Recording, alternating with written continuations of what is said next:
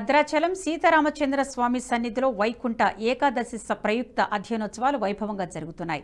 ఈ ఉత్సవాల్లో భాగంగా స్వామివారు రోజుకు ఒక అవతారంలో భక్తులకు దర్శనమిస్తున్నారు. 6వ రోజైన నేడు పరశురాముడి అవతారంలో భక్తులకు దర్శనమిచ్చారు. స్వామివారిని అలంకరించి బెడమండపం వద్దకు తీసుకువచ్చి పూజలు నిర్వహించారు. అనంతరం రాజ్యభోగం మహానివేదన అనంతరం స్వామివారి తిరువీధి సేవ నిర్వహించారు.